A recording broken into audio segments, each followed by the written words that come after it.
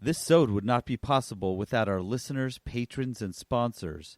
If you are one of our patrons, check your email for a request. We have some goodies to send out to you this holiday season.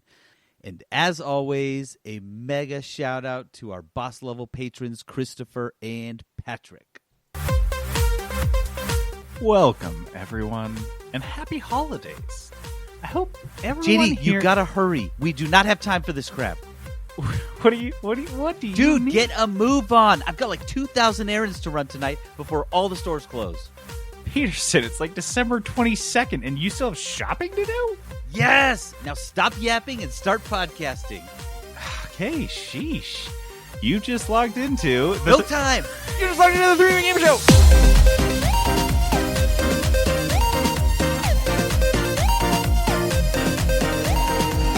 Welcome to the 3 Big Game Show. I'm JD. This is Peterson. We're speed podcasting. People literally listen to their podcasts at 1.5 speed. So if you're listening to your podcast at 1.5 speed right now, it's probably really, really, really confusing. Dude, we should speak higher and faster so then we sound like chipmunks. Get a move on, JD. Let's go, start podcast. No time. Live from the 3 Big Gamer Show. The news. All right. Our news this week is brought to us by Crave Cookies. Crave Cookies is this awesome cookie store here in Midvale, Utah. They're on DoorDash, Uber Eats. Oh my gosh, this cookie is so ridiculous. Trent has introduced a new cookie. I don't know how he keeps doing he's 2 new cookies for Christmas. I don't get it.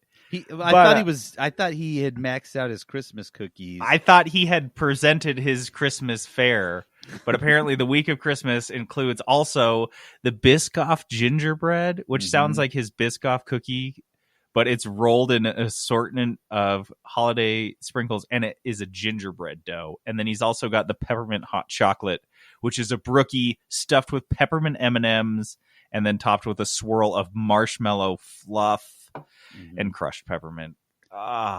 Guys, if you're in town, if you're home for the holidays, you got to make sure to make a stop at Crave. You can find them at cravecookies.com. All right, so let's get into our news. So this week, you guys, the news is one thing and one thing only. Cyberpunk. Apparently is really bad. I'm so sorry. This is something we honestly have not, we've kind of covered, but we haven't really covered in to its fullest extent. But if you guys were unaware, Cyberpunk 2077, a game that people have been waiting for about 4 or 5 years now, has been delayed 3 or 4 times.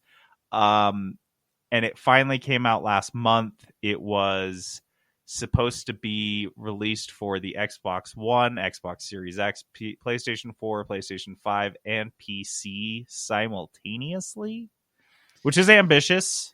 Yep. The whole game is ambitious. It's all ambitious.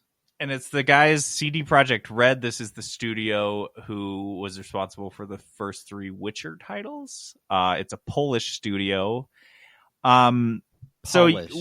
Polish studio. It's where in Poland. It's based in Poland. There's Holland and Poland. They're right next to each other, folks. Yeah, obviously Holland, Poland. It's the Polish and the Polish. Is all of Europe alphabetical? They go by rhyme.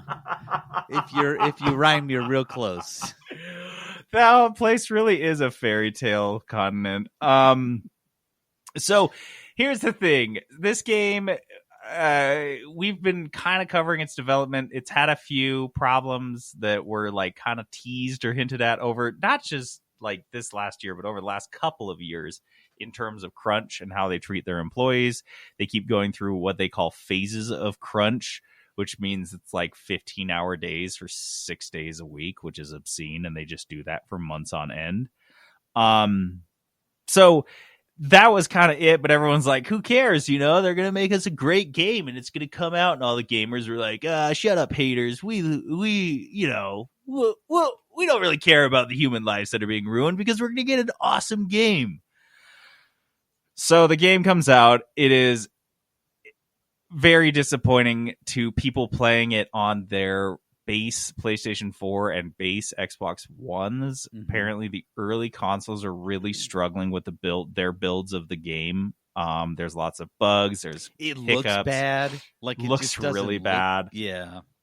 There's just like the thing is there were lots of things that are quality of life things and attention to detail things. Like one I saw, like you throw a grenade in the water and it explodes with the same grenade animation that you would see on the land. Mhm. And someone pointed out that they had a better animation for that in 2003's Grand Theft Auto San Andreas. So 17 years ago they hadn't, but that was the thing, is they had more time to be thoughtful of these things. And now they were stretched so very thin that the studio was really not able to do a simultaneous 5 console release, because that's kind of crazy. So shit went down. People are not really happy, and it has been a really bad week for CD Projekt Red. First off, rough. in the last month, since the game's release, CD Projekt Red has seen all of their stock gains from 2020 wiped out. We talked about this, and everyone knew this that had half a brain in their head, that CD Projekt Red was vastly overvalued. The people were buying stocks. Peterson, the way you said it last night was perfect. They were buying stocks because they knew the release was coming, and they figured they'd sell them high after Quick the game buck, came out. right?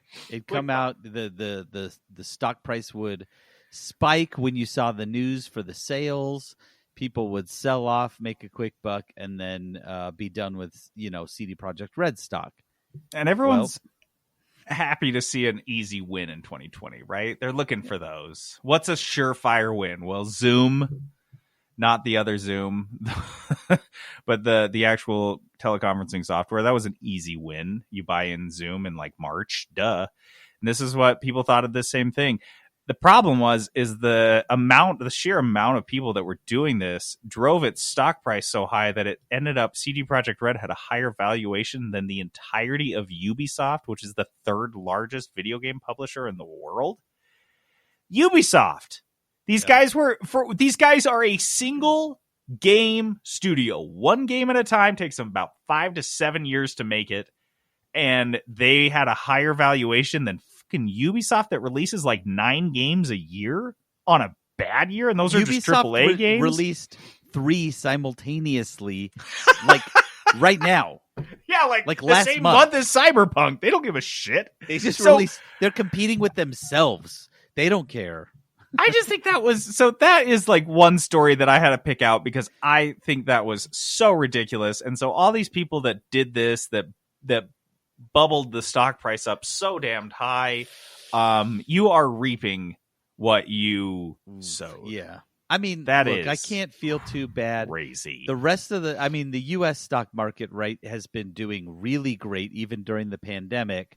And so, which has been driving a lot of gotta love a bubble policymakers to be like, but look, things are going Everything's great, guys. right. You don't need money. Look at my stocks.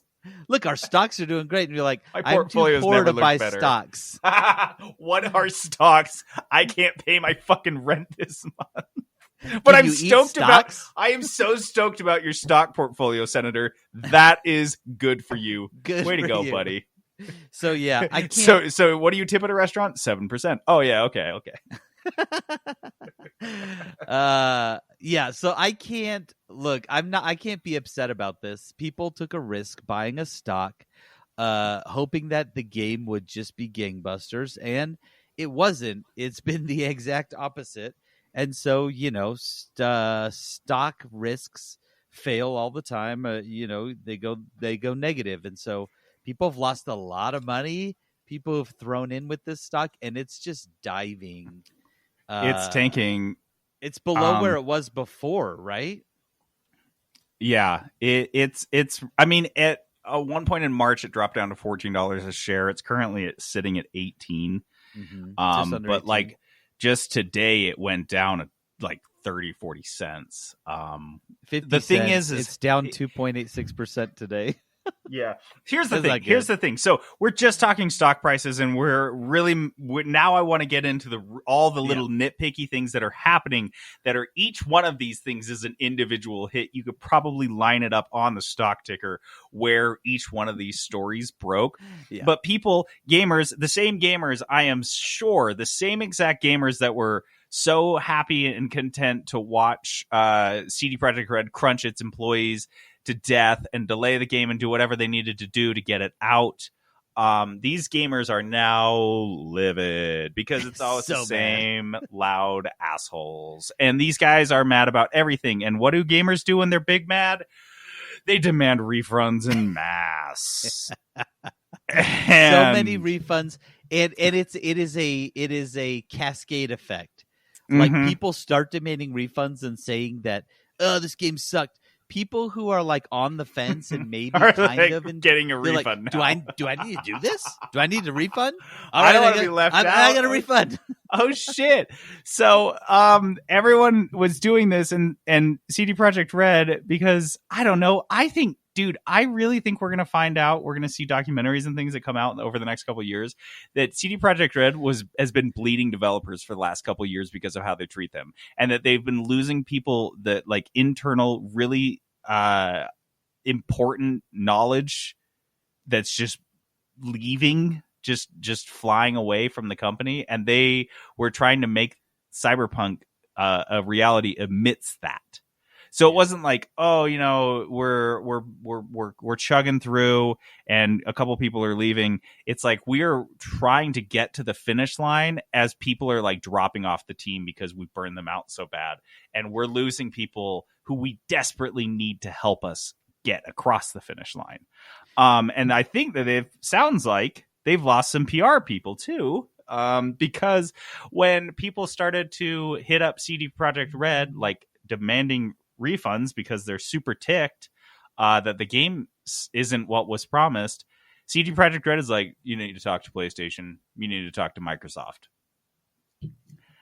Sony is not super stoked about this. No. And this next story is Cyberpunk 2077 has been removed from the PlayStation Store entirely, and Sony is now offering full refunds. So CD Projekt Red says, talk to Sony about it. And Sony says, oh, okay, fuck you. We're taking... This has never happened, by the way. Sony has... Sony didn't do this with Anthem. They sure as hell didn't do it with Fallout 76. Like, they have not... They didn't do it with No Man's Sky. This is so obscene that they screwed up this badly, that they screwed up their partnership. And so this goes into another story that dropped, that apparently Sony and Microsoft had an agreement because to just publish this game based on CD Projekt Red's word. So CD Projekt Red did not have the final validation that was required by either Sony or Microsoft to publish a game on their platform. They're like, dude, you're missing these things. Like, this isn't flying. This isn't going to clear it. You need to clear up these things before we can publish it. And instead of having to do those things and then go through the verification validation process, they just said, okay, we'll do it. And Sony and Microsoft were like, well, we trust you. You guys are fucking CD Projekt Red. Of course you'll do it. And then they didn't. Oof. So that's how this got whiffed, was because it was like CD Projekt Red literally like wrote this check with their word, and it will be worth nothing from now on. That is so insane. Like, you screw up that badly that Sony is like, no, we are yanking your game from our shelves. Dude, I don't know if I've ever seen this where they've just said, guys, refunds for this game for all, and you can't buy it anymore. They pulled it off the store. Dude, it's been like 2 weeks. You think that's crazy? Week? How about Best Buy? Best Buy has updated. Dude, we are talking giant billion-dollar corporations that are updating their return policies to accommodate this one game. For this one thing. Best Buy is allowing returns of open copies. Oh my god! Of Cyberpunk 2077. This is on the Best Buy forums. A customer service rep posted that they have updated their return policy that you could return an opened copy of this game because people are so mad about it. Similarly, Xbox has expanded their refund policy specifically to cover 2077. OpenCritic is like Metacritic, but they just they blend all the scores together for all the consoles, and they have actually added, this is something that they've never done either. They have added a warning label to the Cyberpunk 2077 page, which is like, this is an aggregator, dude. This is an aggregator making a statement like this. Please note, this game has significant disparities in performance, player experience, and review scores between the PC, next-gen consoles, Xbox One, and PS4 versions. The OpenCritic team and several critics suspect that the developer, CD Projekt Red, intentionally sought to hide the true state of the game on Xbox One and PlayStation 4, with requirements such as only allowing pre-rendered game footage in reviews and not issuing review copies for PS4 and Xbox One versions. This notice will be taken down in February 2021. That is insane that they feel the need to say that, and that they're calling them out, saying we suspect that they intentionally misled consumers. You would not. Isn't that like flirting with libel if they don't feel like that they have a good case for that? Maybe, yeah. You're like walking the line. You're looking at the line at least. You're considering it, and if you've seen the line. You know what it is. So I think that that's insane that they went to such absurd lengths to hide this, as if people wouldn't recognize or realize that the second that they turned on the game on their PlayStation 4s. The idea that they were like, well, we'll just hide this. We won't even send out PS4 review copies, and we will require any PS4 footage from the game be pre-rendered from our libraries. That is sketch. Yeah. Super sketch. Not what you'd expect from this company. Right. And so CD Projekt Red has released a statement. It is a lot of words. It's black text on bright yellow, so you know it's really pleasant to read. Guys, maybe tune down your brand just a little bit. Fuck, you're not. Here's the thing. You guys are trying to be like all edgy and like we're so punk. You guys are the exact opposite of fucking punk. Like, you are just this giant conglomerate corporation who is exploiting its workers to enrich the people at the top. Like, you are the definition of what punk fights against. And sorry. So they released this statement that is 3 paragraphs that's basically just like, we're sorry. We're sorry. Feel free to get a refund. Man. They just don't care. Because they made they sold their 18 million copies. And finally, the last piece of Cyberpunk news, because I know you guys are just tired of it. Cyberpunk they had an internal call after all of this has gone down recently to apologize to staff for screwing up their launch so badly. And developers were just not amused. They had a lot of, this is in Bloomberg. They had just like a lot of very pointed questions for the game makers and their shortcomings. And to their credit, CD Projekt Red's management is taking full responsibility. However, I don't think they have an option. Because, I mean, can you imagine if they came out and tried to just skirt or pass the buck on this? Oh my gosh. Yeah. No, this is no way. This happens because it comes from the top. They're telling everyone what they want this game to be, and they're telling them when it's going to be done by, right? And, I mean, the game is ambitious. There's a lot to it. I mean, graphically, it's supposed to look really great. There's a lot of things going on. There's a lot of, micro systems. And management, upper management specifically, are saying, well, you got to get it out. You got to get it out. Honestly, this game probably could have cooked for another year. I mean, for real, it could have cooked for another year. And come out in a good state. So we're already seeing major patches, right? And I've heard that this last update did improve graphics, but I mean, it's not just that, right? It's the little things of being in this world are just not what you expect from a game of this caliber, from a studio of this caliber.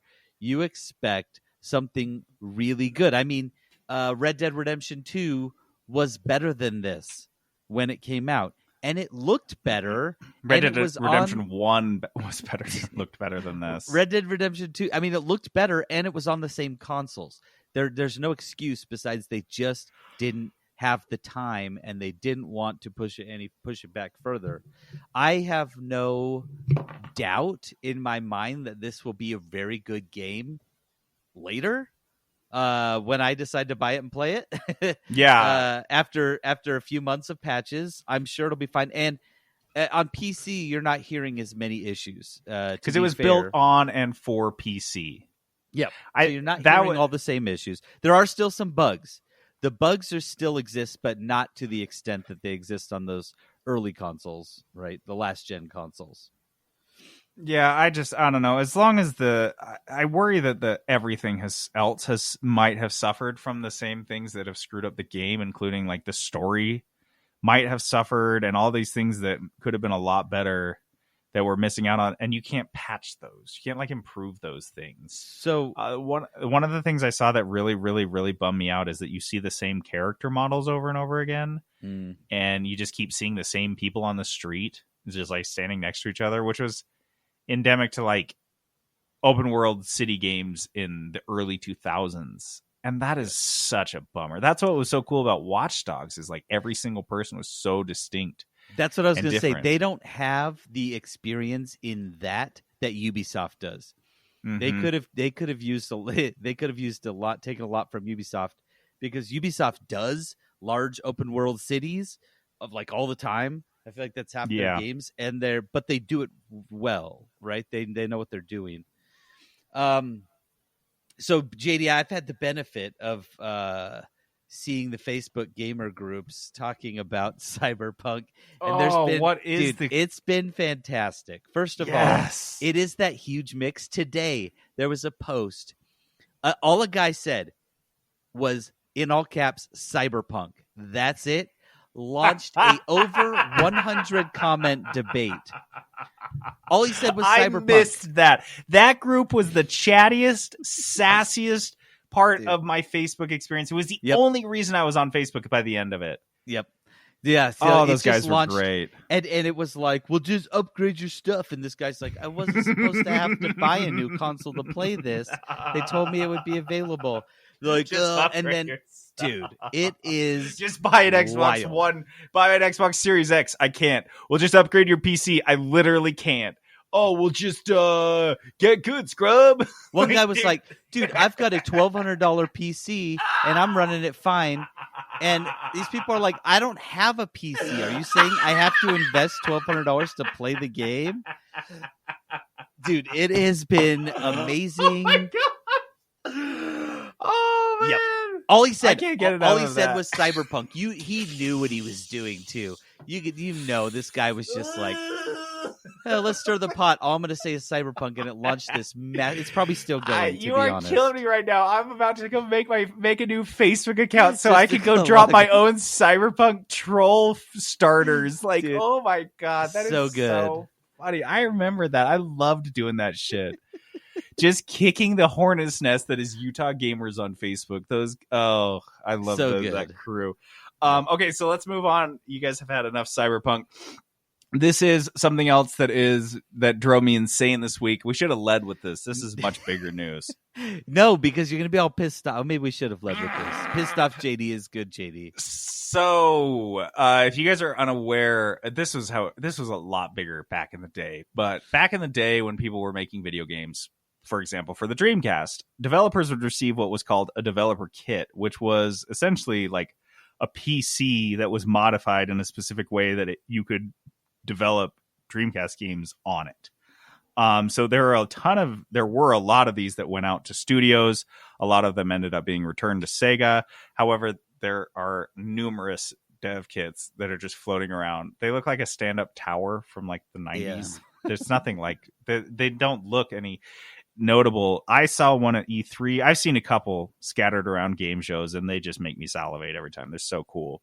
But what's really neat about these is every once in a while, one of these turns up, and this isn't just Dreamcast. This is any dev kit. They found it with like PS4 or I'm sorry, N64 too. But a dev kit will show up with an old game on it that no one's ever seen before. Yeah, like something someone was making or working on or something. Yeah, and this just happened with a Dreamcast dev kit, and it has a Simpsons game on it. What? Okay, to really put this in perspective, let me rewind a little bit. We did a segment of like last month, and we were pitching what games we want to see, and we said, Simpsons would be. We haven't seen a Simpsons game. Then JD got so stuck on that. He was next week. He was like, let's actually like do our Dear Game Devs and make a Simpsons game, which we did. He got so stuck on that he had a dream that game was real, and he keeps thinking that this game is real for like half a second, and then getting mad when he realizes we made it up. So then JD's just getting over this, right? And then you see that there was a Simpsons game on the Dreamcast that JD didn't get, and I thought he was going to lose it. Dude, here's my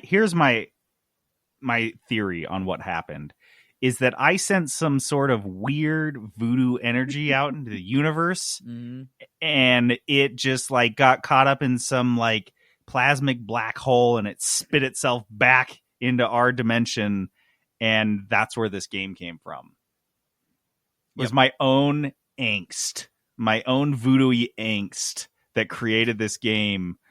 Because I can't think of a single thing that would make me more angsty than knowing there was a potential Dreamcast Simpsons game that I didn't get. There were no Dreamcast Simpsons games. They never had any. And this game, so there's a YouTube video of the guy playing it. It's 10 minutes long. The YouTube video should probably be about 13 seconds long because that's about how much gameplay there is. You're playing as a bug, like some indiscriminate bug. It's flying around the Simpsons house. So it's like everything is giant. It's very reminiscent, if you guys or our Dreamcast fanatics like me, it's reminiscent of the Dreamcast title Toy Commander, in which you play as a toy in someone's big house. It's cell shaded. It looks incredible. Like for a Dreamcast game, it holds up. So it is. I'm telling you, that's all we know. There's no sound or anything to it either. So it probably very, very likely was a tech demo just to be like, this is what we can do, or this is what the Dreamcast can do, or hey, it would be crazy, but I wouldn't be surprised if it had something to do with Toy Commander, which came out of a French studio. So I don't know where this Dreamcast was originated from. But long story short, damn it, damn it. Okay, so real quick on our show notes, JD usually puts like a little take. We'll put a take next to the news story and then post the story, and his take is just.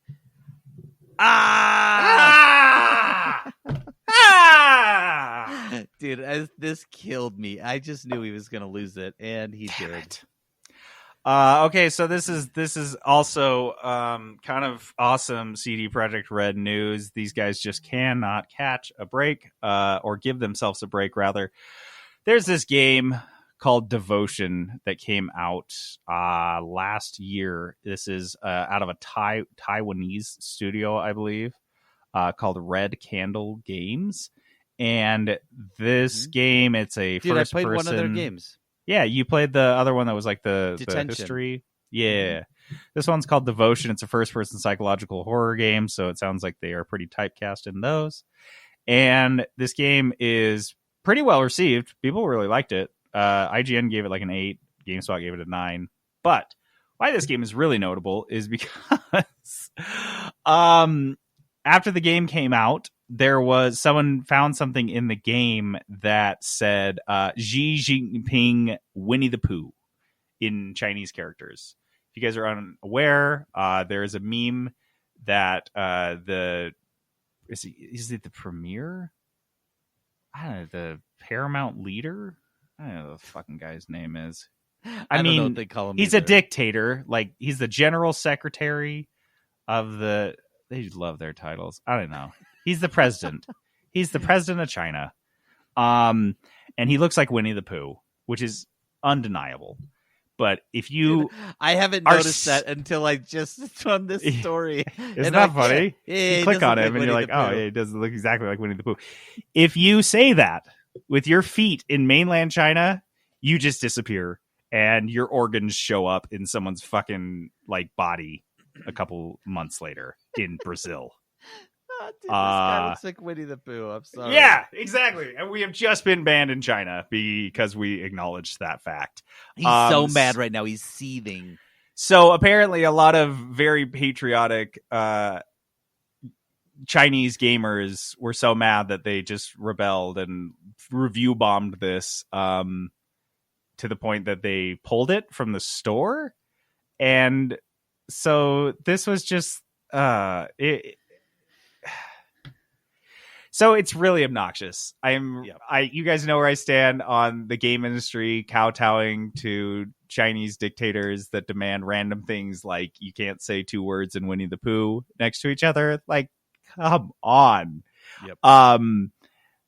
But this is really bad. And so just a couple days ago, Red Candle Games and GOG Good Old Games, who I did not know until this, is owned by CD Projekt Red, announced that they were going to be releasing Devotion on their platform until GOG tweeted that after receiving many messages from gamers, we have decided not to move forward with the release.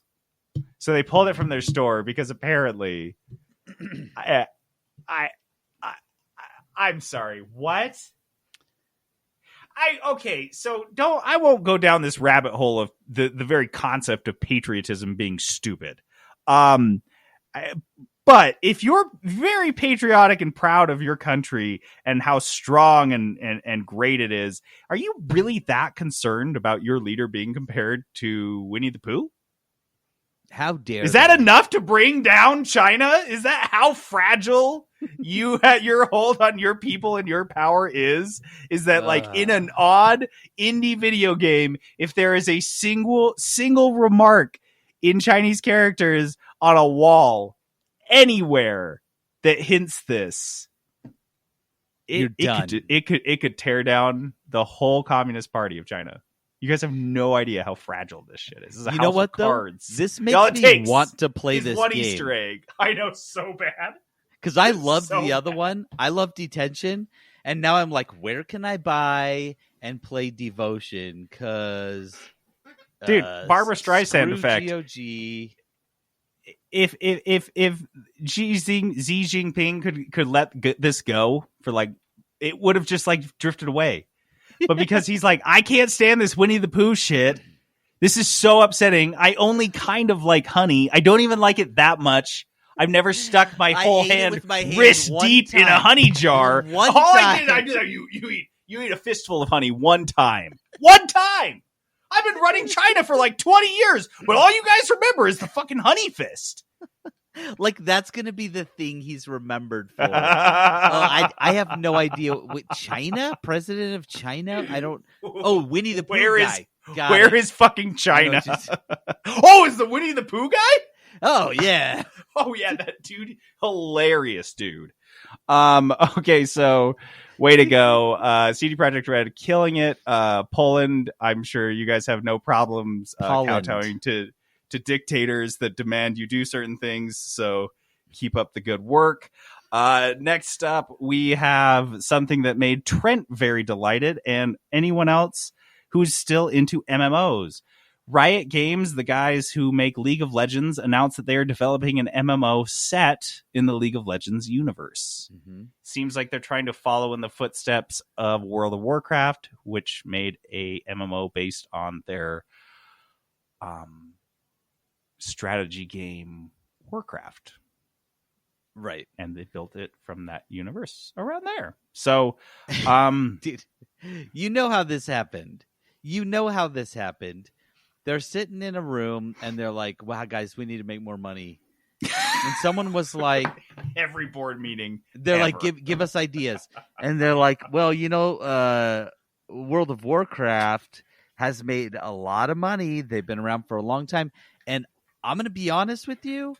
our guys are kind of ripped off of a lot of the World of Warcraft stuff. So like World of Warcraft, and they were like, dude, World of Warcraft's tight. And you're right. Some of our guys do look like that. This is dope. They high-fived each other. Especially our babes. All our babes look like Warcraft babes, right? Oh, yeah, Wait, totally. they're still gonna have huge boobs though, right? Yeah, like okay, way good. tiny armor for their boobs, right? Well, yeah, you got to keep their nipples safe, but only their nipples. Just the nip. It's like the Achilles heel of all Warcraft women. Just their nipples. Just the nip. Everyone's like, "Oh, women's armor is so unrealistic," but they don't know the lore explanation. It makes perfect sense. Dude, it's like the self-destruct button. You hit that nip, and they just explode. They got like 7 seconds, and then they're done. There are master craftsmen in the World of Warcraft universe who study for years and decades to make nipple armor the proper weight so it doesn't accidentally press that self-destruct button. And you guys are posting on forums about how it's unrealistic? Come on! Oh, man. We're not just being gross perverts. It has a reason. But and the other side of the internet keeps talking about they want that nip slip. Not going to happen, guys. Okay? The armorers are way better than that. We don't want the women just exploding mid-battle. Dude, I can't. Will someone animate this for us, please? Beak. So yeah, MMO, dude. Okay, can I already call it? Look, this is not gonna work. It's gonna be another wild star, right? And Trent got so mad when we said that. He got really But mad. It's gonna be another. That's wild why we're star. doing this without him. He was supposed to be on this week. Peterson He's gonna be was so mocked stoked. this MMO, and he was like, "Fuck you guys, I'm not getting on this week." Look, I want it to be good. I am not saying I want studios to fail. I want more good games. This is not it. This is not going to be the game for me. I can This just tell you is that more right now. bad games. You guys are doing the opposite of what I want. This is You're like making Amazon more coming games out and bad. announcing another game they're going to like. I'm not going to play it. I Dude. know it's going to be bad. Here's my biggest problem with the League of Legends universe Hmm. is the word. It makes no fucking sense. I'm just thinking off the top of my head, the characters in this universe. Stop me when it gets obscene. Okay, there's a 6-year-old girl who has a haunted teddy bear that turns into a 20-foot teddy bear that Sure. chooses to kill people with. There's a gigantic, like 20-foot long crystalline scorpion that talks and has a grudge. There's also a character that has machine guns. She's a very small, skinny girl with machine guns. And also there's planes that she controls that drop bombs on cities. Do you guys think there were skyscrapers in actual modern cities? Well, there are. Also, there's a scarecrow who's haunted. For like, real how though, is this? like, yeah. What? How do you make this? There's alligator guy. Then there's like the knights. There's all these like sword guys. The like, alligator tons of guy is sword based guys. on Egyptian god. So apparently this has some basis in Egyptian folklore, but only one character? It's like a Stargate situation. I'm pretty sure. Yeah, like how do you make this make any sense Dude, whatsoever? They Because started with just like adding. And think of any cool animal you can think of, and I'm not kidding. They have a character of that, and so they they did not build the lore. No, lore was like tertiary. Last. They were like, okay, does it look cool? Is it a cool animal? Yes, do that. Okay, now how can we make it just so awesome? Do that. And then the lore writers are like, hey guys, Crystal Scorpion sounds pretty cool and all, but I just designed a chick with guns. Wouldn't they just shoot the? Who Wouldn't cares? They just blow it up? Who cares? Shut up, nerd! Shut up, nerd! Write it in. Give her a bazooka that laughs. Oh yeah, that makes more sense now. I feel Her like the bazooka laughs. always beats a scarecrow. I don't know. That's just me, dude. No, the scarecrow can turn himself into gold. What? Dude. What? What? Yeah, really looking forward to this mess.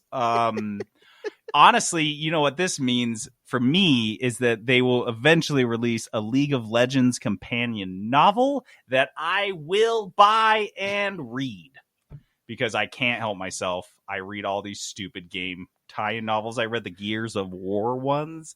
And folks, let me tell you, you can regret reading a book. You can definitely regret reading a long series of books. A long series? You read multiple ones? Yes, there's like 3 or 4. I gotta know what they happens. also had a comic book, and I thought the comic book would help tie things together. It did not.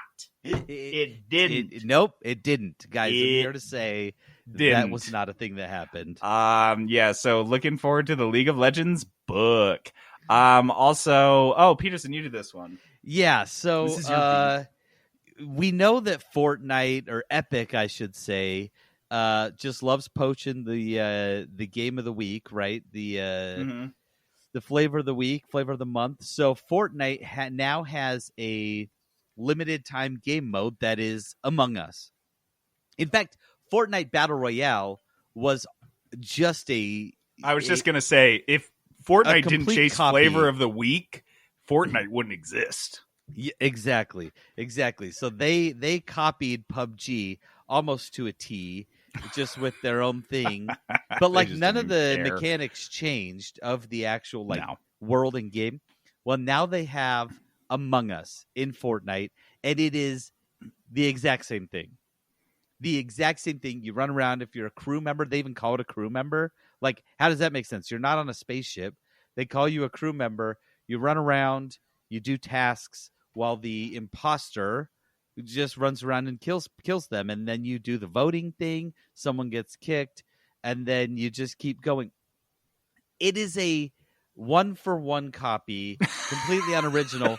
But guys, you know how much I hated Among Us. Like, I don't enjoy that game at all. This is worse. This is so much worse. I thought you were going to say it was better, but no.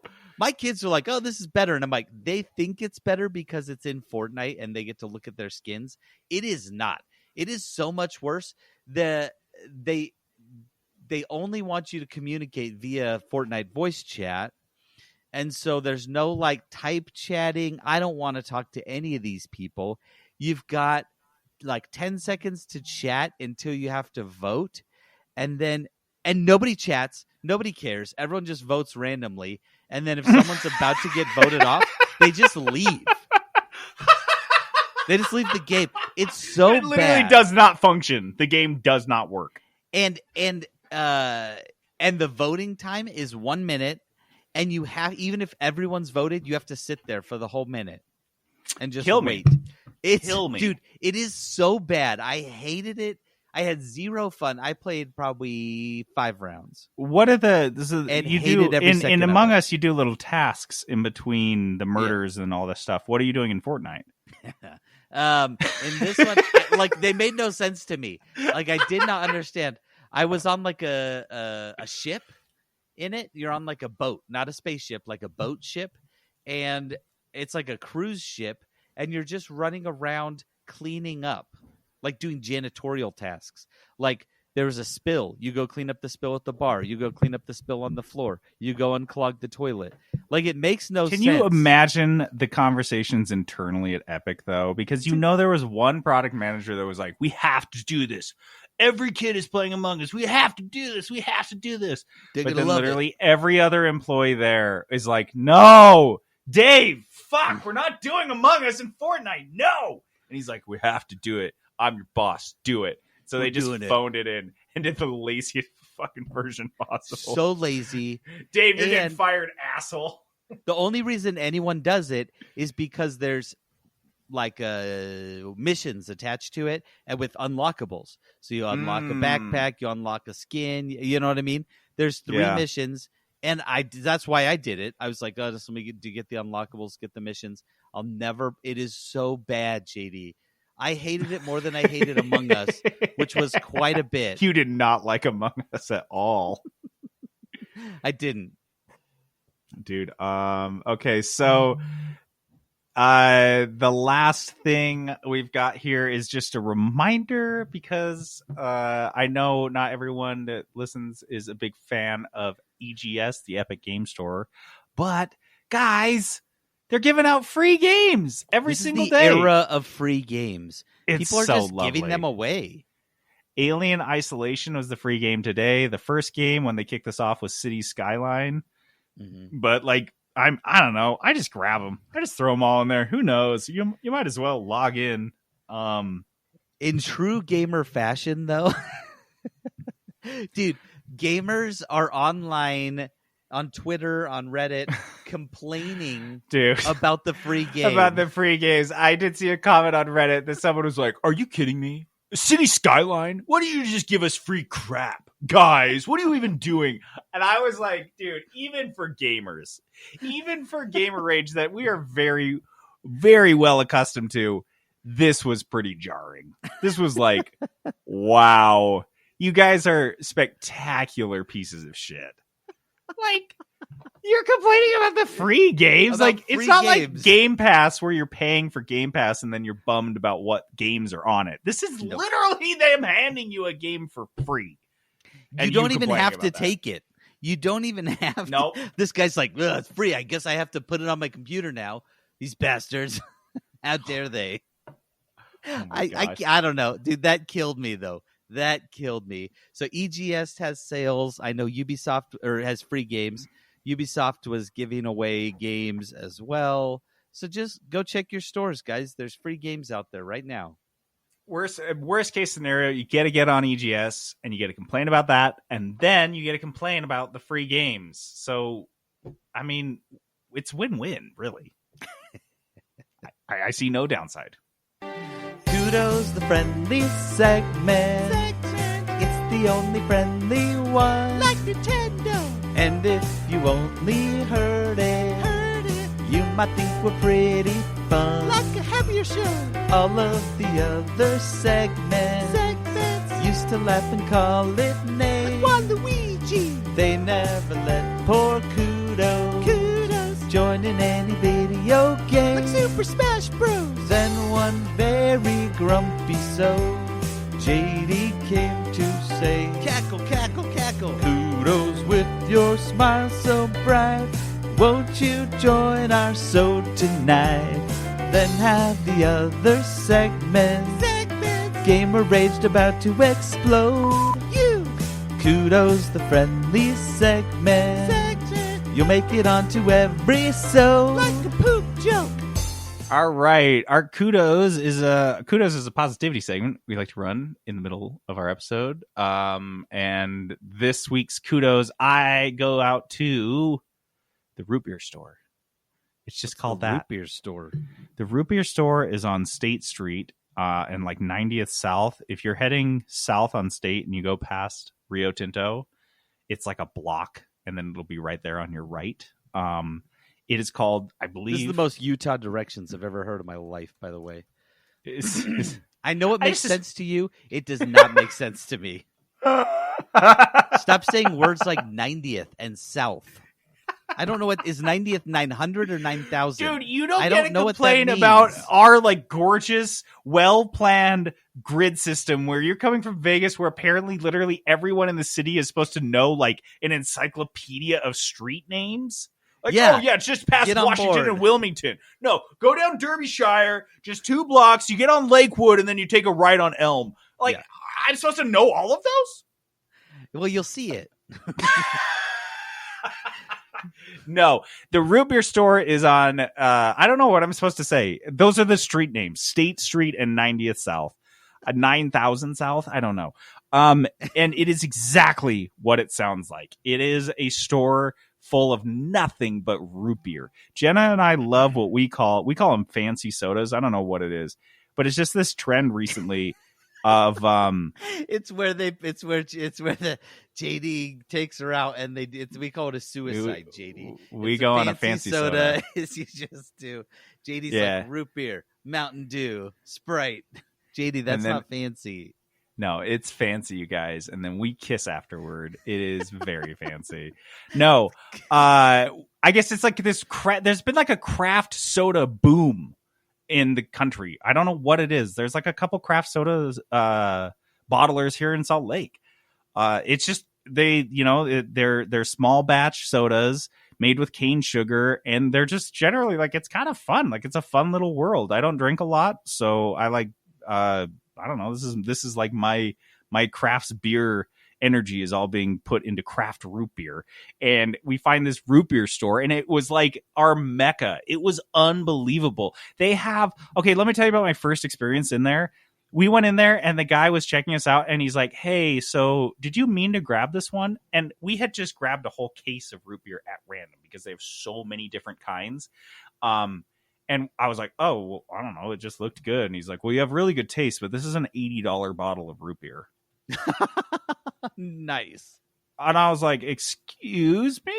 And he's like, yeah, they discontinued it. They don't, like, this place literally is like bulldozed to the ground. Like, did you buy it? No. I was like, I won't appreciate that. I'm so new to this world. You buy it and hold on to it, JD. I don't think they it's a collector's age. Edition. I don't think these age, no, Peterson. You put it in your that's what cellar. makes it. That's what makes them so good. I think is that these are not only items that are expensive and rare, but they don't last, and so you got to drink them. I did get the most expensive one we got was like $5, and it was a root beer from Maine, and the person there. The other thing I love about this root beer store is the guys.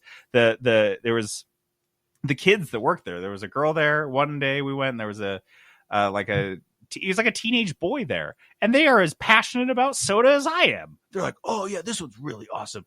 He sells me this one from Maine. He's like, this is from Maine. We only sell it here and then their store in Maine in the entire world, but you have to have it with vanilla ice cream. I was like, excuse me? He's like, this is a vanilla ice cream only root beer. I was like, you want me to spend $6 on a bottle of root beer and then pour it over ice cream? And he's like, yes. And so of course I bought it. I was like, hell yeah, I bought it. Dude, this guy knows how to sell root beer. I know. Because I'm like, why do I want that $80 bottle of root beer now? You want it now. You want it now. So it's so cool. They have a billion, and they're all like organized in order. It's not just root beer. They have all these different types of sodas. They have really cool colas. All these, every other flavor you could imagine. It's just, don't get the taffy. The taffy's all stale. Don't touch the taffy, people. But other than that, go to the root beer store, get a case of root beer. It's so cool. It's the dopest thing ever. JD told me about this. I'm taking the kids probably this week. The kids are out of school, just killing each other at home. So I think we're just going to take the kids and go to the root beer store. They'll freaking love it. They will love it. And it'll be hard to get out of there. So what we've been doing, Jen and under I $80 because I'm buying an $80 bottle. You're buying that special bottle. There's no way they still have it, dude. They were like, oh, someone's coming in for like 12 of these later. Like, no, this stuff was the business. Someone would have tackled me in the parking lot. Yeah. It's like a rare Pokemon card. Give me that root beer. Yeah, people are into it. So anyway, check out the root beer store, and that's all we got. So, unless you have kudos, Peterson, I have a really quick kudos. Tonight, you know how there was that the planets were aligned and you could look up in the sky and see the two planets? You're going to give kudos to space? It's kudos to planets, not space, just those two. Jupiter and Venus. Shout out. Wait a shout out to gravity. No. Orbital physics are the dopest. Dude, seriously, check it out. Orbital physics. Wikipedia.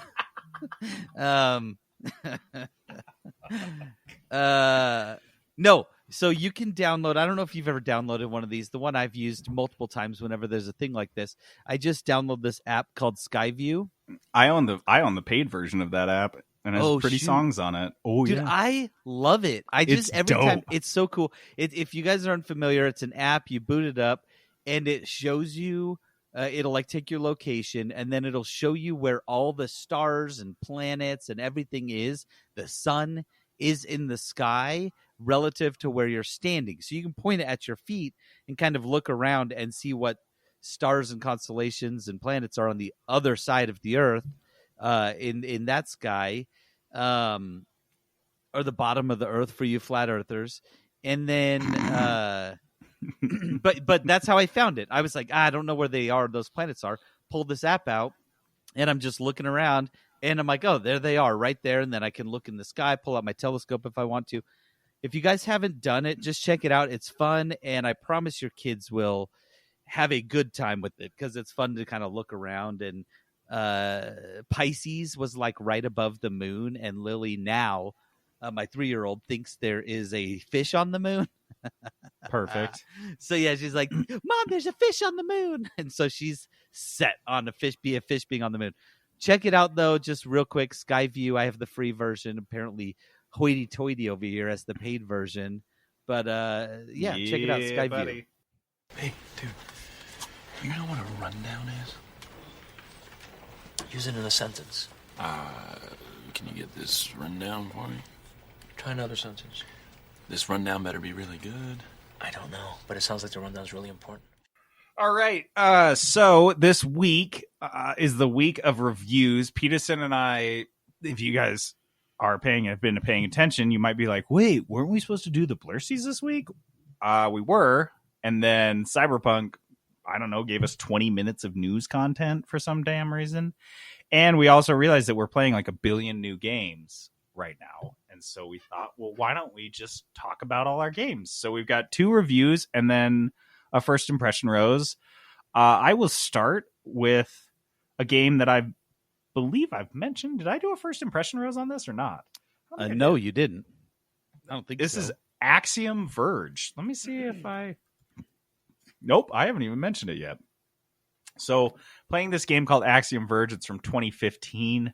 So of course, that's about how long it takes me to get around to playing games.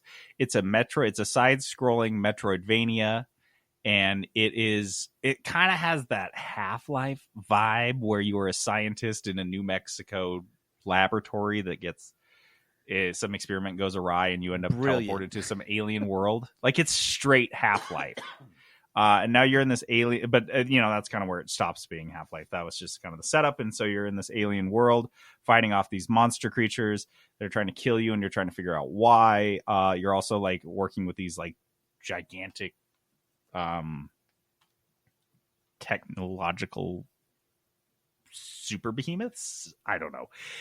And that really doesn't matter. The story, big old guys with big arms and tentacles and stuff. It doesn't really matter.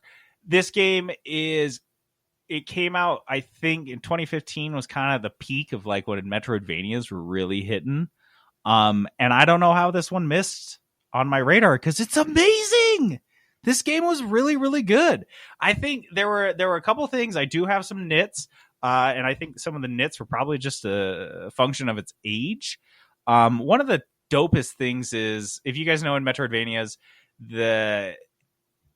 you start in a map that is open only to you if you have certain abilities. So you may be able to go all the way to the left only to a certain point, and you can't jump high enough to get over that ledge. So you go all the way to the right and you get a new jump ability that lets you jump higher. So you can go to the right where it wants you to go, or you can return all the way back to the left and then jump up over that ledge that you weren't able to before. And maybe you'll discover something there. Such is the joy of a Metroidvania. In this game, it introduced something that I have not run into in Metroidvania, which was optional unlocks. There were optional guns.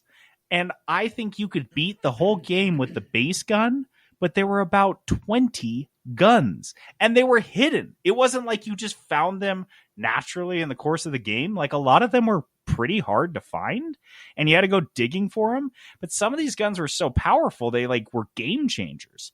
So it was a really interesting layer of because it still had the unlocking abilities that a typical Metroid has. It had the high jump, it had the dash, it had a ninja rope, bungee rope type of thing that was cool, that just allows you, more mobility over the map.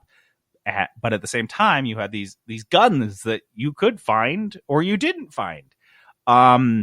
There was a lot of getting lost, I think. So I don't want to get in my nits quite yet because I feel like that doesn't do the game justice, but it just was a really solid Metroidvania. If you guys are Metroidvania fans and this is a genre you're into, this is a must play. Like I said, I was kicking myself for not having played it earlier.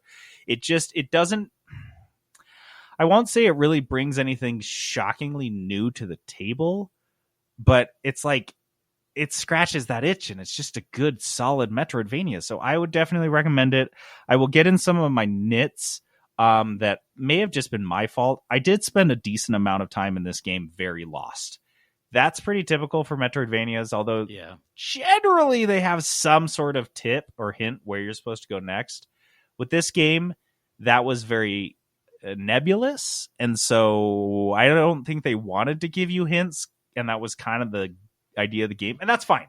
But the problem is that I probably once I hit the 70% completion, like through the story in the game, I had to start relying on guides very heavily.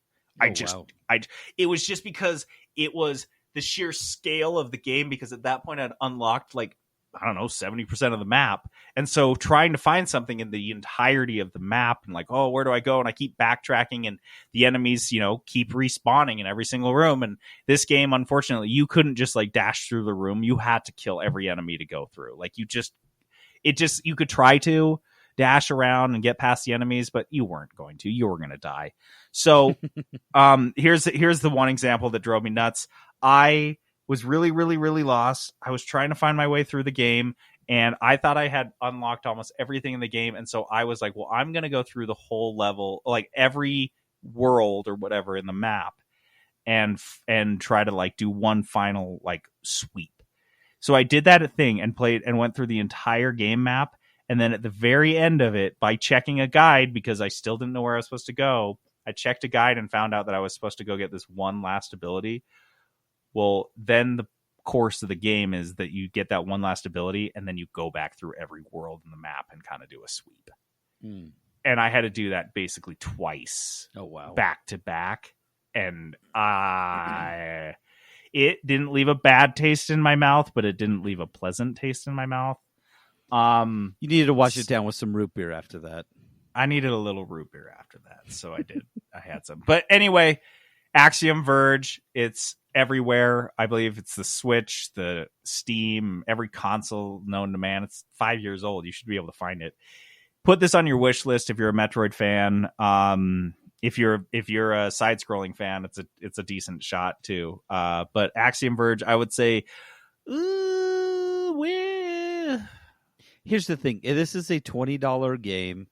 You know it's going to go on sale. Wait for a sale. Yeah, because, I wouldn't say it's normally game. That's a ding. Normally wait for a sale is a ding, but in this one it's just practical because it will go on sale.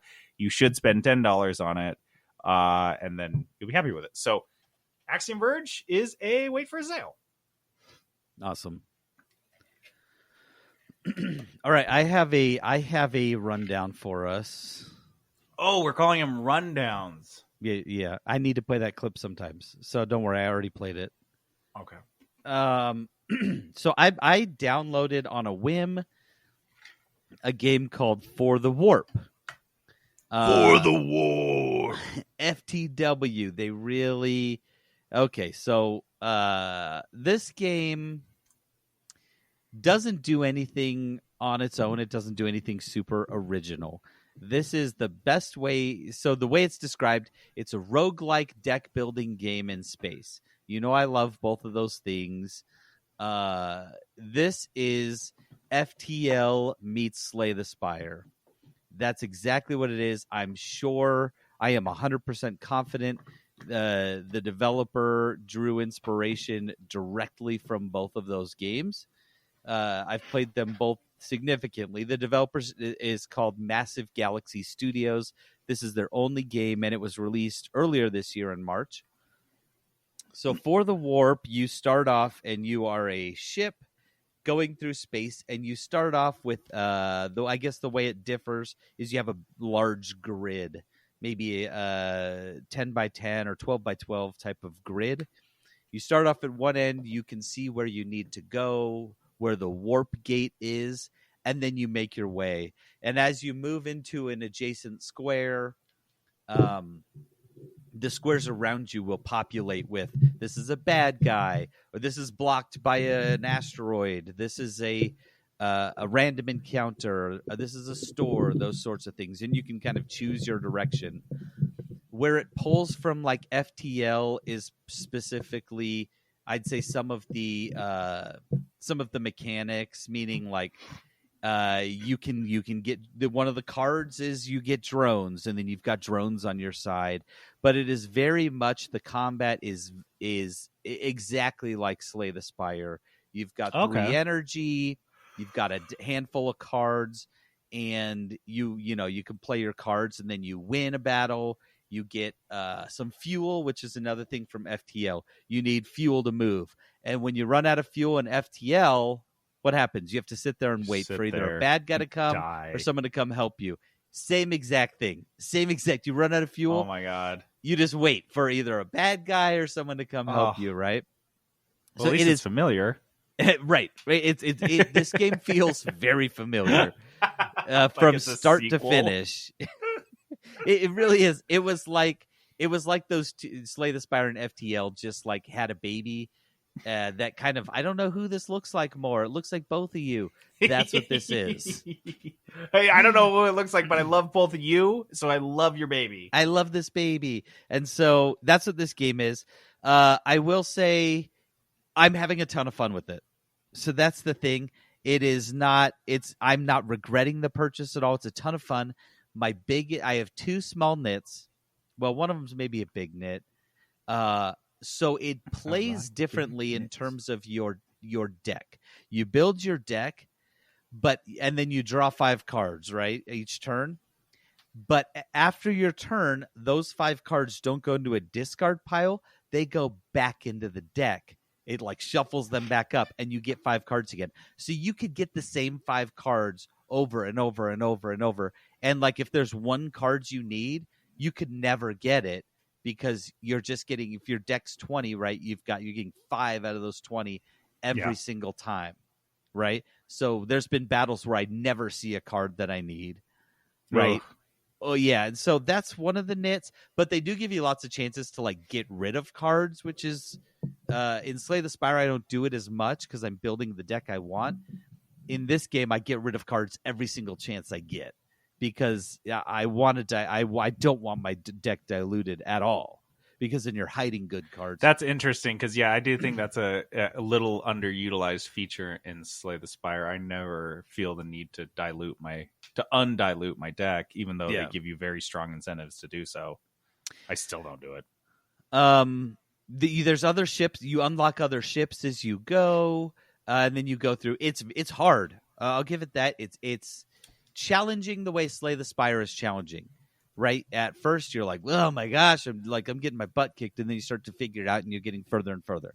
So this game, it's a good game. I have thoroughly enjoyed For the Warp. It's only $15 on Steam. The graphics are like pixelated graphics. Oh, there was my second knit. Sorry, I mentioned it.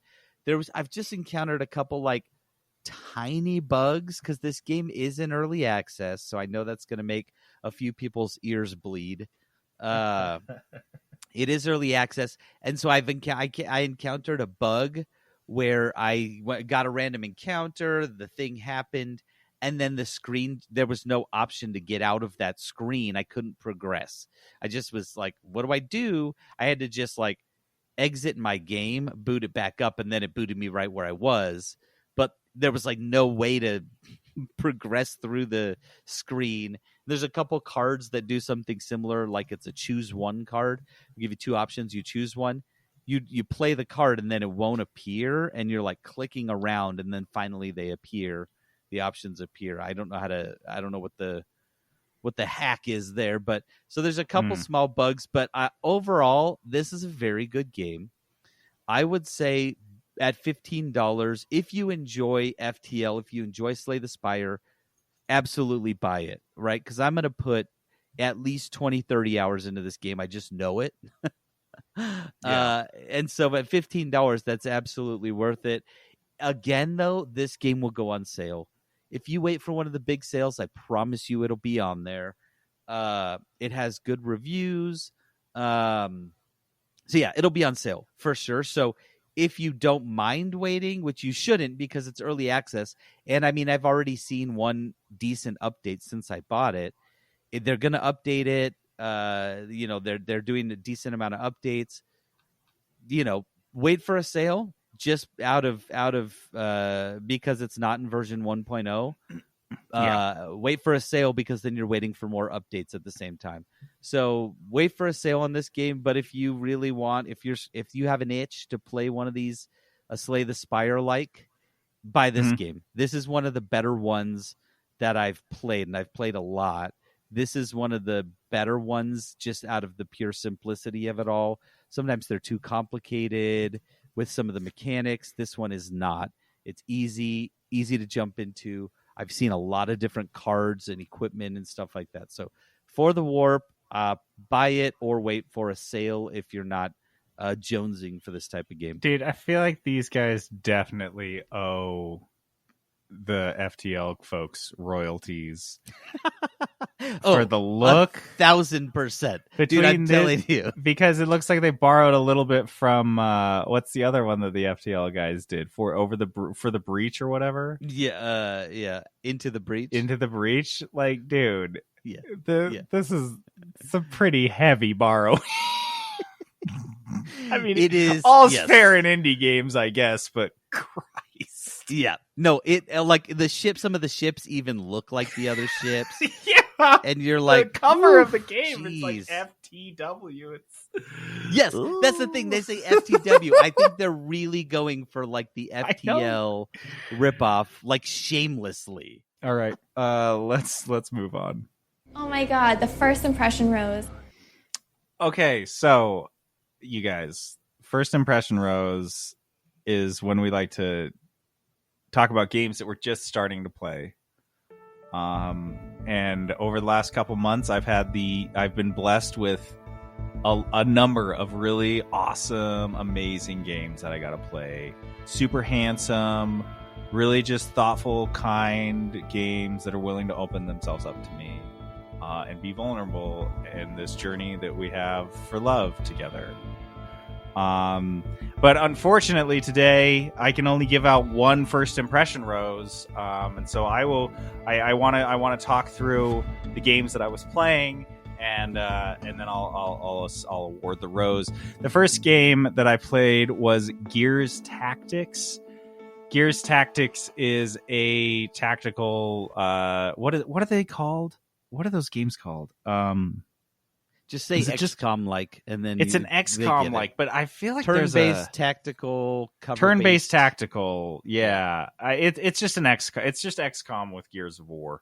And I gotta say, like, Gears, which is a good fit because Gears is cover-based game. This is a cover-based game style. Yes, and so it's thoughtful. It's strategic. I thought it was cool because I really like Gears of War. However, when Peterson and I were talking about it last night, the point that he made that really stuck with me is that you kind of really have to be in the mood for a game like this. And unfortunately, I just haven't been. I played a couple rounds. It's fun. It's a really good game. I know that objectively, it's just not really what I need right now. So unfortunately, I cannot give my first impression rose to Gears Tactics. Sunset Overdrive. This is a game from like the early 2000s. I think Obama was president still. This is very much a product of that time, the open world city game with a gimmick era. In this game, the gimmick is grinding on everything, any straight edge, essentially.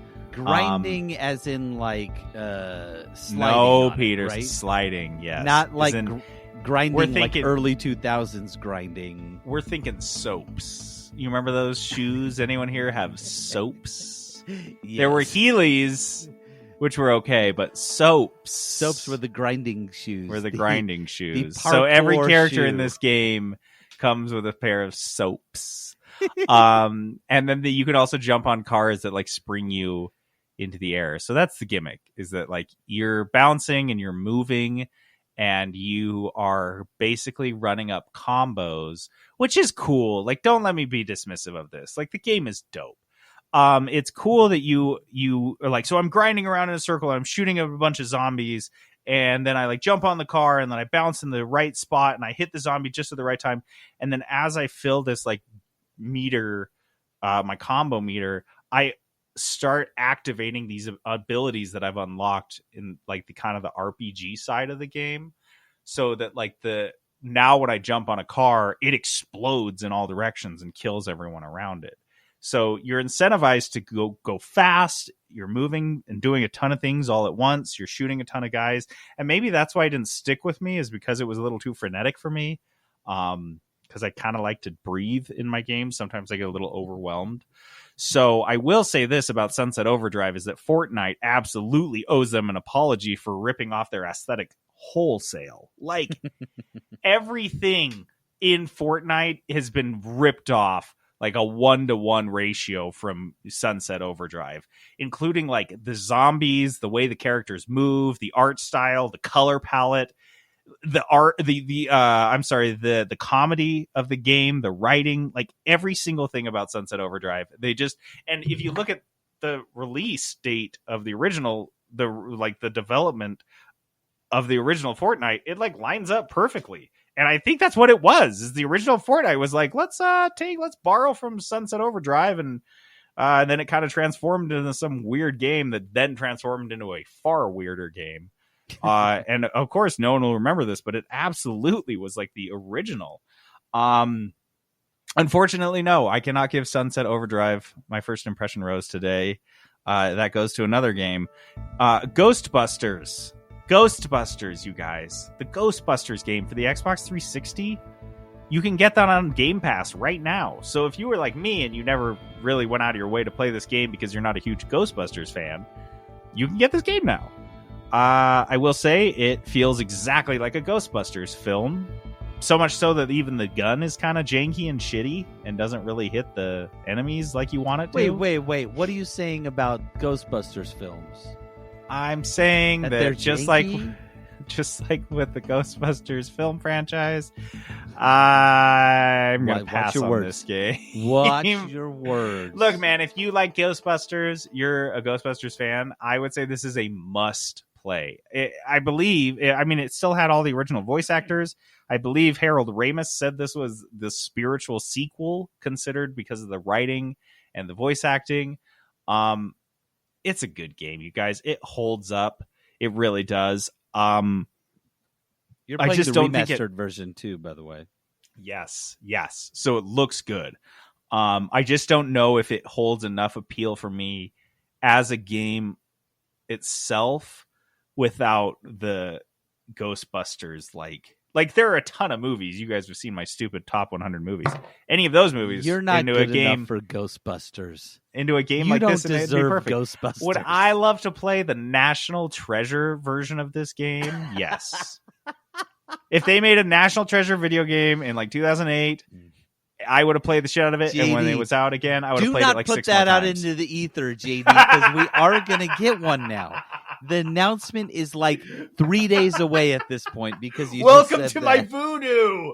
It's awful. I don't control it. It's the worst things I say happen. National Treasure, the video game with friggin' Nicolas Cage. Nick Cage, baby. It's going to be real bad CGI Nick Cage, though. Like, he's going to look like Rider. The Rock in The Mummy 2. That's the level of CGI we're getting. You know it's what, though? Cool. That's the only type of Nick Cage I want at this point.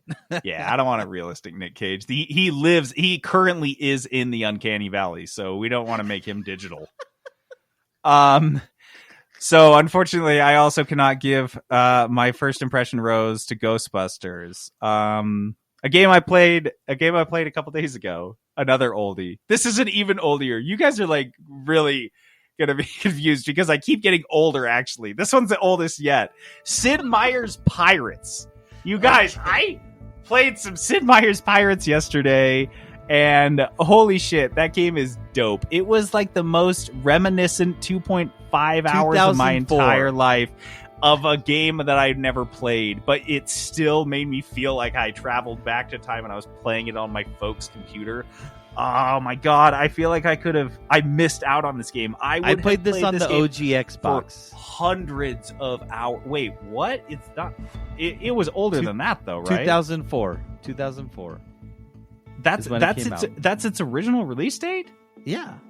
Oh, dang. It feels like it was a little... Well, okay. Oh, sorry. It was a remake of a 1987 but game. I didn't play the 80s. I wasn't playing the 87 one, was I? No. Dude, You're playing the 2004. It's gotta be. You gotta be. You can't be playing the 87 version of this. No, there's no way. Yeah, You no. would know. So I'm playing the 2004 version, but it feels like the 1994 version. You guys, this feels not like a 2004 game. A lot of the game is a rhythm game with there's like a dancing mini game and a sword fighting mini game. I sent you a screenshot link of the 87 the 87 game. Let's take a look at this. Yeah, no, Peterson, that is not the one I was playing. I was not playing that one. I can't even read it. What is this font? Why is it so hard to read? I feel like I have dyslexia looking at this. No, this was the 2004 remake, I guess. It felt like it was made in 94. It is so dumb. And it got repetitive pretty quick. But God, I would have put hundreds of hours into this game in like the late 90s on my parents' like old Mac. It was just, I don't know. It had that old game feeling where they had very limited abilities to do things and they crammed a bunch of just weird shit like dancing. Like there's dancing in this pirate simulator. And it's because to put it as crassly as possible, half of the game you spend trying to fuck the governor's daughter of various islands. It's not just one daughter. Like you are trying all of the governor's daughters. Yep. You're trying to run train on the entire like Caribbean. You are Montezuma's revenge, apparently. Like it is. You're trying weird. to Genghis Khan the Caribbean. And like, you are slow dancing your way into all of these women's bloomers. Like that is the only way you can do it. Mm-hmm. So it's weird.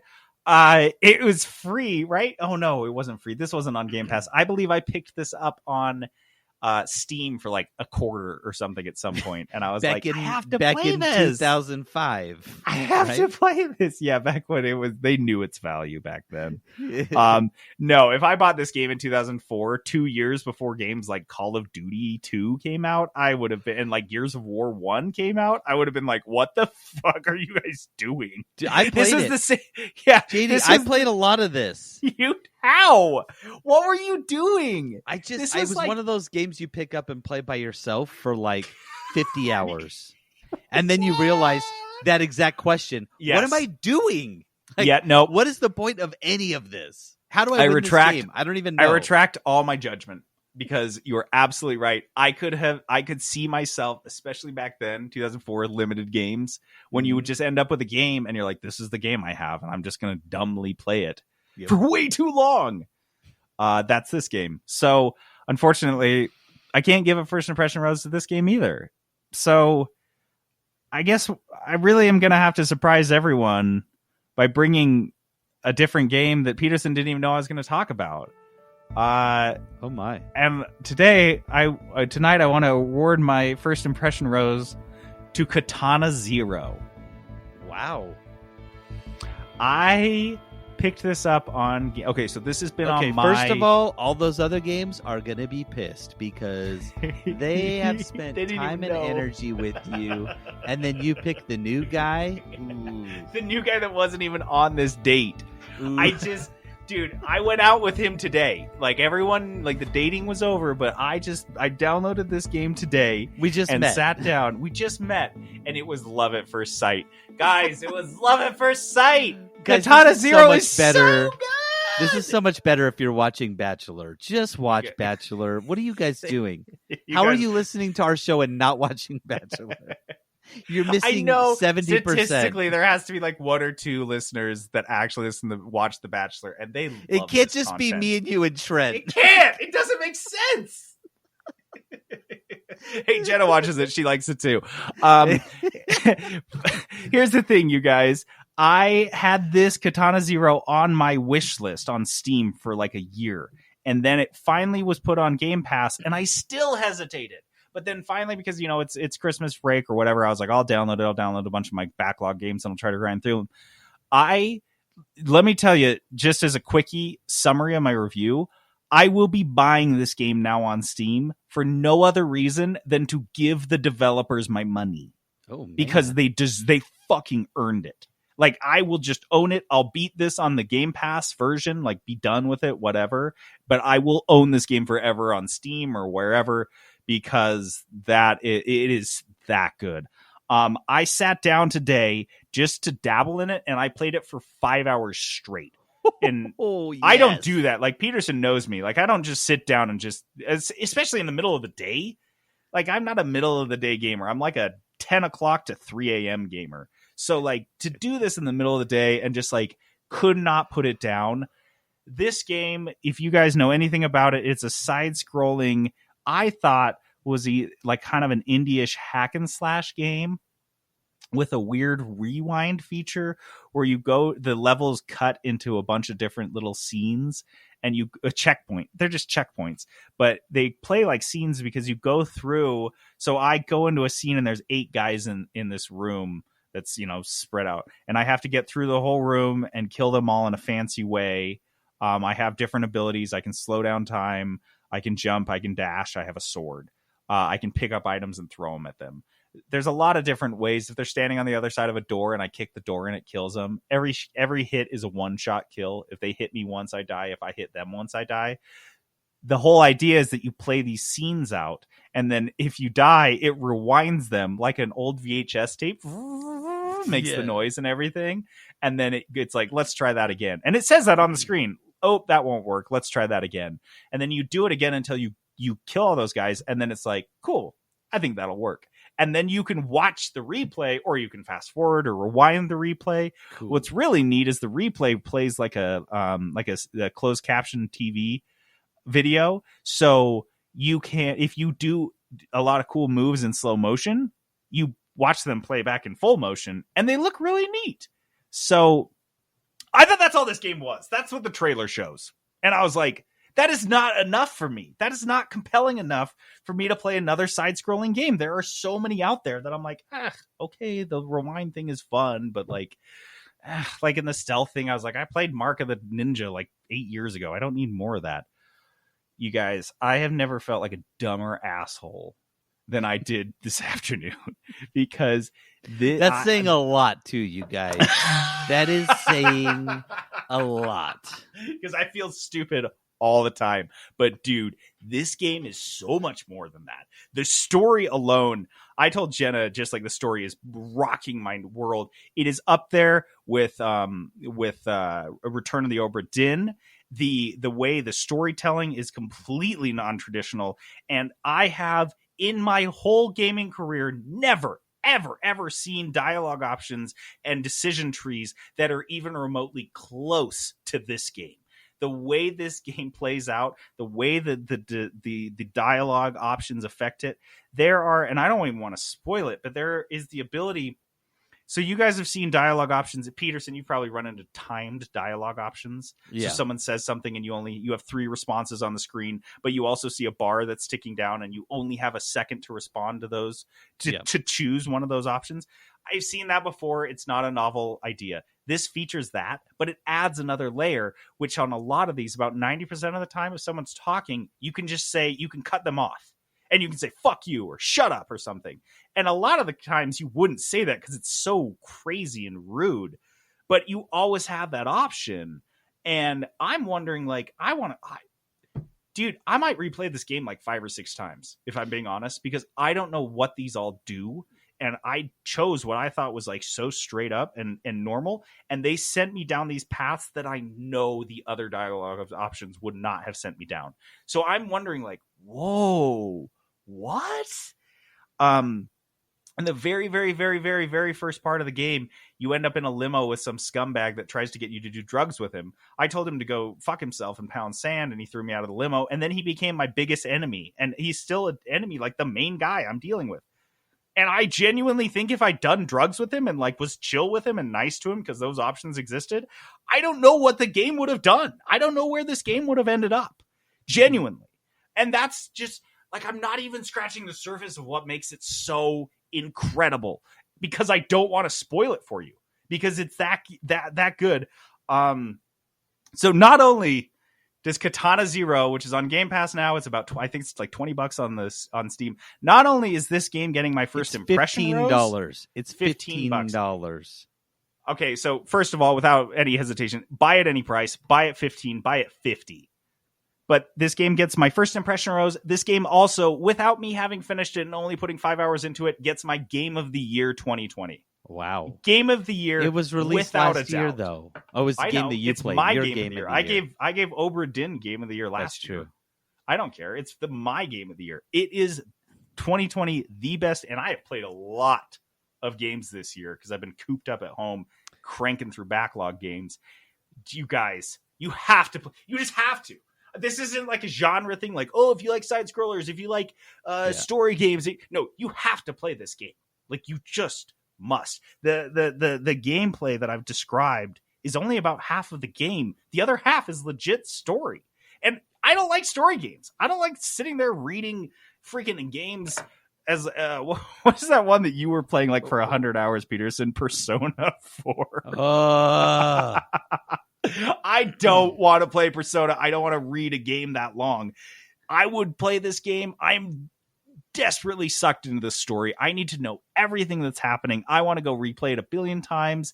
I actually have rolled credits on the game at one point because of a choice I made. Like, that's the type of game this is that like, it's so good. And I feel like the marketing in this game did not do it justice, but at the same time, you couldn't possibly tell people what's in this game.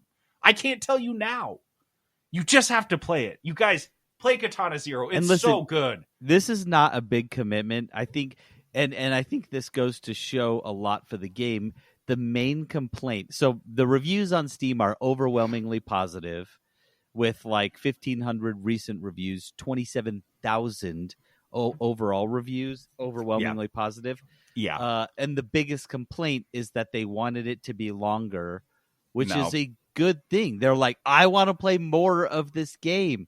And so, yeah. You're playing 15, it wrong. You could play it 3 or 4 times. I guarantee I'm going to be playing it again. Yeah. No, and that's what a lot of people said. They have replayed it. If completionist, I'm looking at like howlongtobeat.com. Completionist is 8 hours. If you just rush through the main story, 4.5 hours. Like, you can blow through this game a couple different times, choosing different options, and you're not going to feel like you're putting in 100 hours to get the different endings or whatever. And so, yeah, I put this on my wish list. I'm definitely gonna pick it up. This seems like a game. It's on Game Pass though, so I'll probably just play it on Game Pass. Play it on Game Pass. I want to play it. Oh, fuck! Do not play this with kids. This is without a doubt the most horrifically violent side scroller pixel game I have ever seen. Like, we're talking like I like Oz levels of violence. Like I'm trying to think of like The Boys is funny violence. This isn't funny. Like, I never thought I'd see a pixelated character like breaking another character's finger on a 60-inch screen, and it's like 2 pixels, and I'm like, oh no! But it happened, and I was like, holy shit! So nice. You guys, it is. Oh, you know what it is? You know what it reminds me of? Undertale. Yeah. You know, the dialogues in that, and how it was they did a lot of funky stuff with the way the dialogue appeared on the screen. So if like the character was saying something really emphatic and angry, it would be in all caps and it would be shaking on the screen. Yep. This utilizes that, and it does such a beautiful job at it. You guys, I have nothing but just the highest praises to sing for this game, and it's not really a game that I would normally be into. But just like Obra Dinn, those are always the ones that I find capture me the ones hardest. that get you.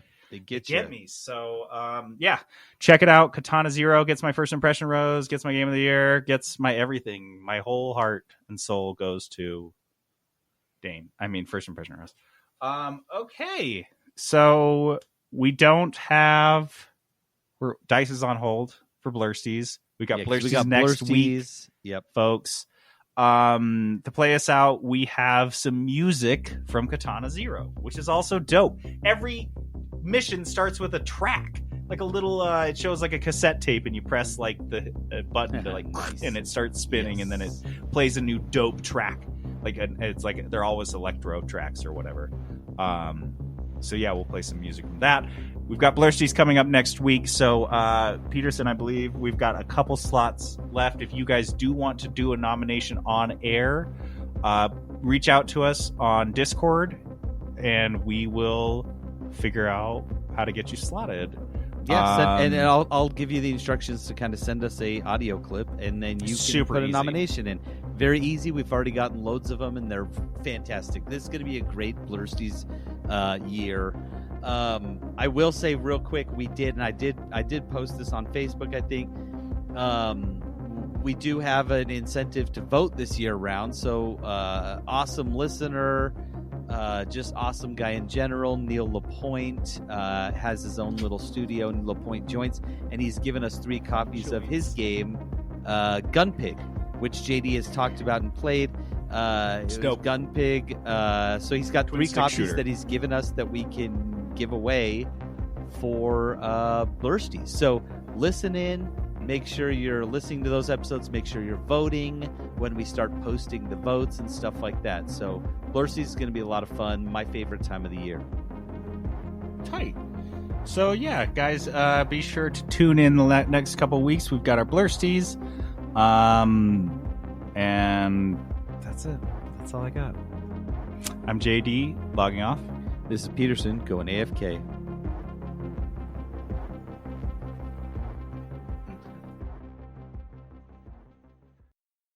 Peterson Productions. Oh, yeah. Put your hands together for the Chipmunks. You know,